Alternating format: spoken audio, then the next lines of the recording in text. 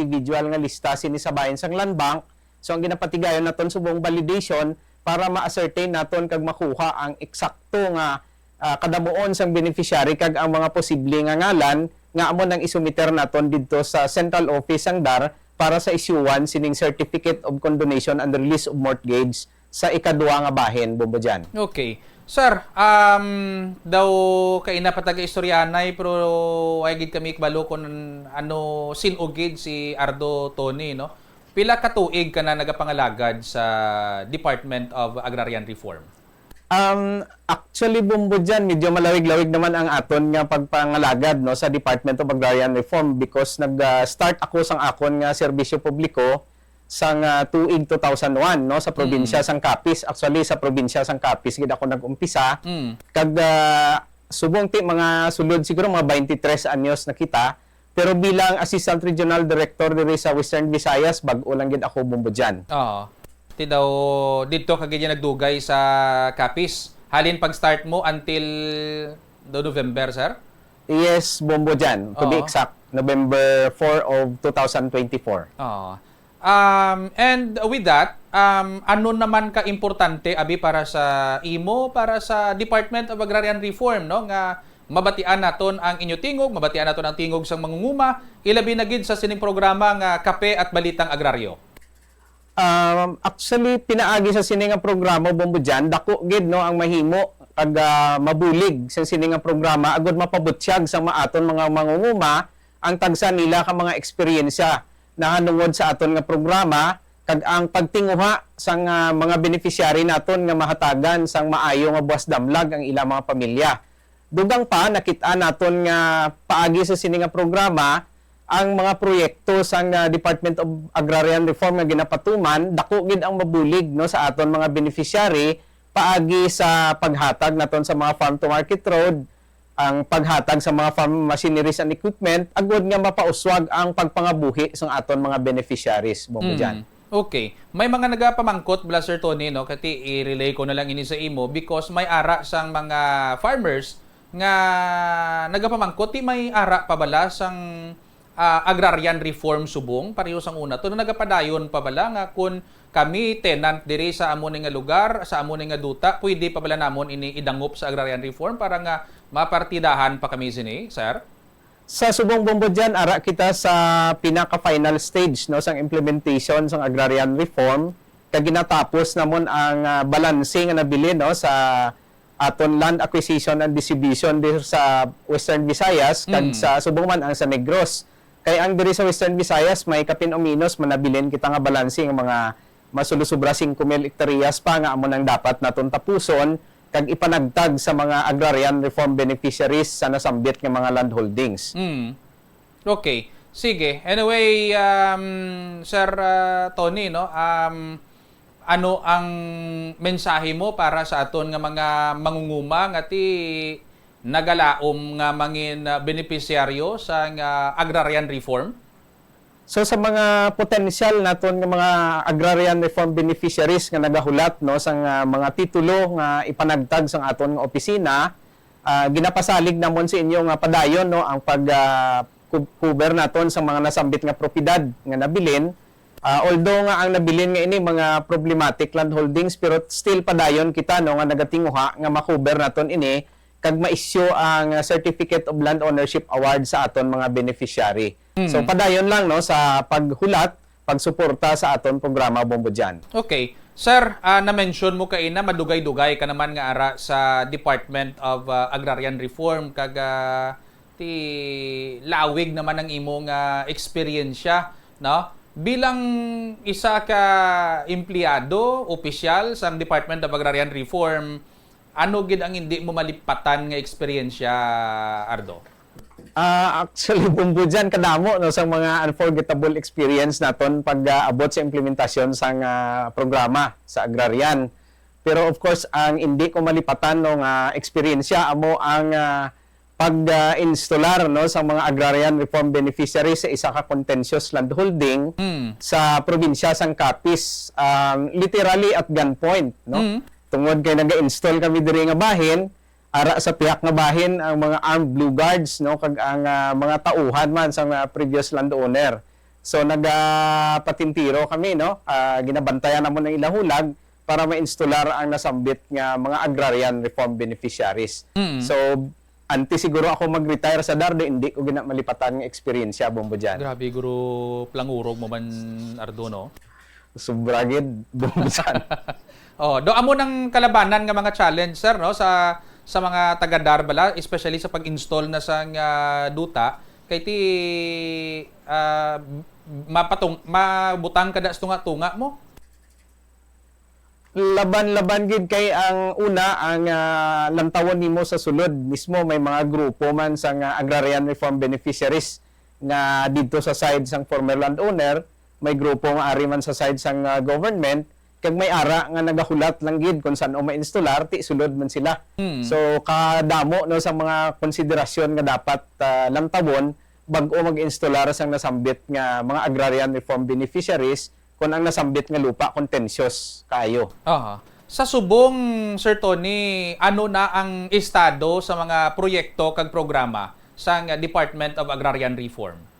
Ang estado in terms of agrarian reform nakasentro ang DAR no, sa Western Visayas sa tatlo ka major indicators naton nga ginahambal. Ini ang land tenure improvement nga nakasulod diri ang aton pagpanagtag sang lupa, paagi sa pag-issue sa mga titulo kag ang program beneficiaries development o kung amo ning ginatawag nga support services, ang pagpanagtag naton sa mga makinaryas kag sang nagakaigo ang mga support para nga magiging productive ang lupa, kag ang ikatatlo amo ning bahin serbisyo legal no, ang pagresolbar sa mga nakapending nga mga kaso kag ang mga nagasulod nga current nga mga kaso sa aton kag dapat hatagan sang aksyon. So dira nakasentro ang aton nga implementation sa subong nga tuig Bombo dyan. Okay. Sa sining split project, anong mga dapat pagin nga mga balantayan diri, Sir Tony?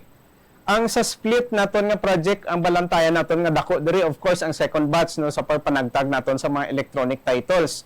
Tungod kay sa 89,000 hektaryas naton nga target sa bilog nga Western Visayas, natapos naton validate ang around mga 79,000 hectares. So meaning may gamay kita nga balansi nga daw mga almost 10,000 ang balansi naton kag ang na-distribute naton pangkabilugan nga electronic title sa Western Visayas nagalabot pa lamang sa mga 9,000 ka electronic title sa masubrad 9,000 man ka hektarya nga lupa. So meaning dako pa ang aton nga dapat trabahoon para nga makumpleto ang nasambit nga proyekto. But of course the timeline no sang sini nga proyekto is ginhatagan kita mandatos sang aton gobyerno kag sang aton presidente nga tapuson ini by 2026 Bombo dyan. Okay. Ang pagpanagtag bala subong, sir, sang sining mga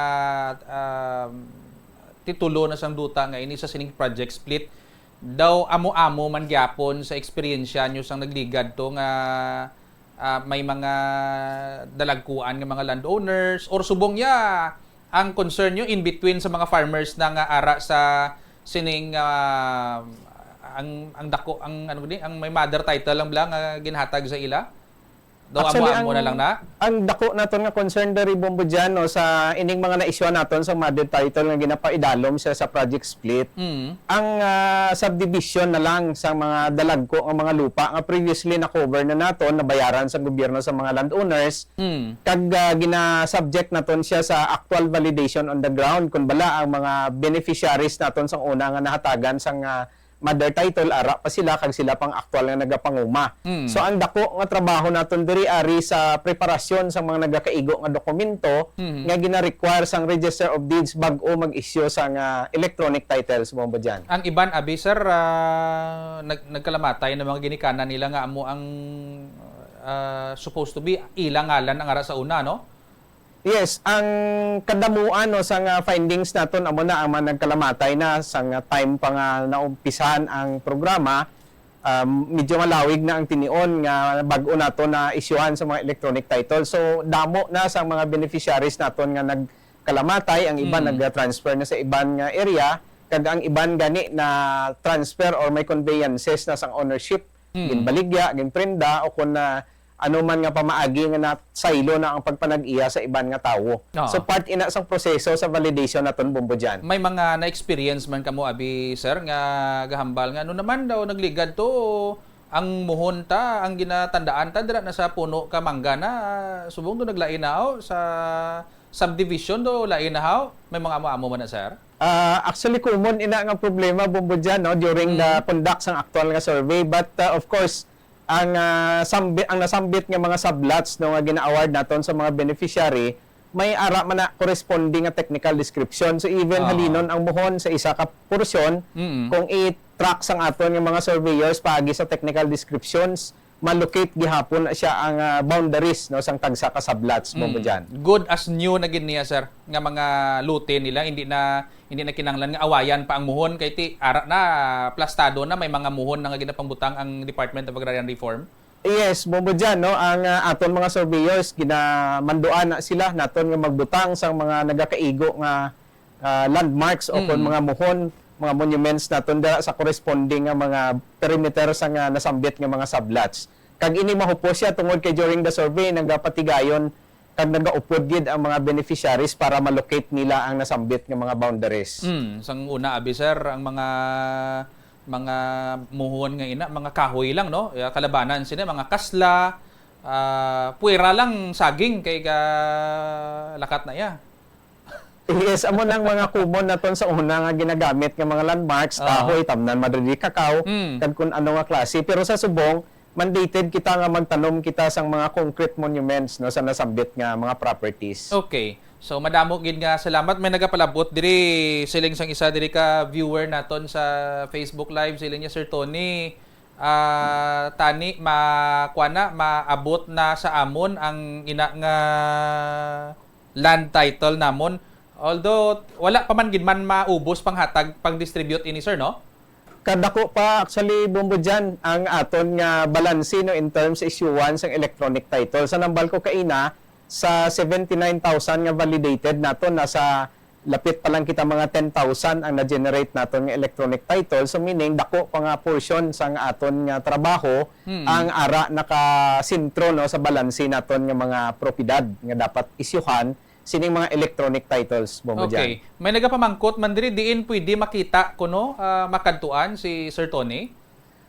Open ang akon opisina man dira sa regional office namon sa Region 6 no sa may 3rd Street Balantang sa may Lawaan Village no Balantang Haro Iloilo City. So open kita dira 24 hours kay ang aton nga pagpangalagad bilang third level officials mandated kitang magiging 24 hours ginamonitor naton ang mga concerns bumbo dyan. Okay. Madamo gid nga salamat Ardo Tony sa komprehensibo nga impormasyon na gikan sa Department of Agrarian Reform Western Visayas. Hindi na kami makahulat nga makabati sang tingog sa mga benepisyaryo no sang agraryo kag mga mangunguma naton nga makatestify kung ano ang dulot sa ila sang sining programa sang Department of Agrarian Reform. Ang tagsa nila ka mga success stories, mga estratehiya nila, eksperyensya nila para nga mapasangkad pagid ang duta nga hatag sa ila sang Department of Agrarian Reform. Sir, may luyag ikaw tamyawon nga nagaupod sa aton subong nga gabi diri sa Zona Libre sa DYFM Bombo Radio Iloilo kag sa Kape at Balitang Agraryo, Sir Tony? Bumbo dyan, gusto naton tamyawon, of course, ang akon mga partners diri nga nag-assister man sa akon no, sa sininga programa, ang Kape at Balitang Agraryo. Particularly na ang amon Regional Information Officer, si Ma'am Babes, no? Villanueva, sila Ma'am Rhea, si Ice, and of course, the Public Information Officer sang Darpo Iloilo, pagi sa pagpamuno man ni Parpo Harriet Cluot no, sang probinsya sang Iloilo, kag ang mga kaupod ko no sa public service dira sa Department of Agrarian Reform mayong gabigid sa inyo tanan. Ang nagapamangkot tugali kay ina CLT holder siya kuno Ardo, and then ang CLT holder kag gin-develop na ang uma hasta subong wala pa kuno sila matagaan sang lutihan. Anyway, siguro mas maayo gid nga makapakig-angot siya sa imo, may mga questions siya sa imo. Bukas man ang talatapan sa Department of Agrarian Reform para sa nadira. Sa liwat, madamo gid nga salamat Ardo Tony. Bantayan ang masunod na naman nga episode sang Kape at Balitang Agraryo.